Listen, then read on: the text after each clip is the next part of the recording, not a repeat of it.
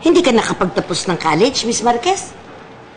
Namatay po kasi yung nanay-nanayan ko kaya hindi po ako nakapagtapos ng pag-aaral. Okay. Oh, Mr. Lopez, nasaan ang NBI at police clearance mo? Kailangan pa ba yun, man? Baka pwede sa susunod na lang, ma'am. Eh, di sa susunod na rin kitang i-interviewin pag kumpleto na mga requirements mo. Sige na, ma'am. Payag mo na. Hindi pwede. Ma'am naman. Sige, maghintay ka muna sa labas, ha? Ngayon kita sa labas. Halika na, Miss Marquez. Sumunod ka sa akin. O, halika. Pasok ka. Ayan. Eto. O, chef. Halika. Hi po. Hello po. Okay. Gusto ko munang matikman ang luto mo bago kita i-rekomenda sa may-ari. Okay ba yun sa'yo, Santina? Ay, Tina na lang po. Okay, Tina. Okay. Now. As in, now. Ngayon ka magluluto. Ngayon, as in ngayon po talaga? Yes, of course. Ngayon po? Yes, of course. Ano, sa Pasko pa? Now na. Hindi po. Sige po, ngayon po. Okay, very good. Sasarapan mo, ha? Apo, sige po. O, Yes. chef, ikaw na bahala sa kanya. Sige po. Okay? Sige. Sarap. Okay.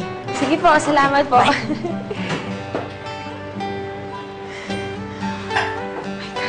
Ano po yung niluluto nyo? Simula na ako.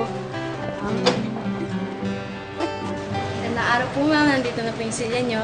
Bakit wala kang suot na ID? Ha? Kung hindi ka marunong sumunod sa uniform policy, maghanap ka ng ibang... Oh, nandyan na pala kayo. Ay, Chang! Oh, ako na bahala dito. Oh, itong table nyo. Oh, aayusin ko muna ang ano nyo, pagkain nyo, ha? Sige, Okay? Chang. Salamat po. Alright.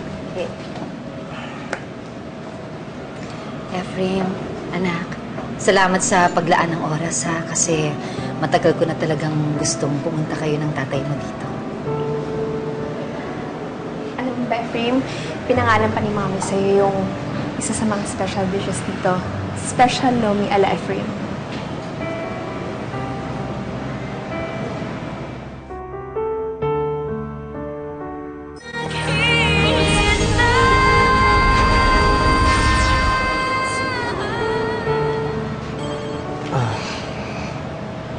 Sandali, sagutin ko lang po. Tay. Cesar, okay ka lang ba? Naghahanda na si Chayoning ng makakain natin.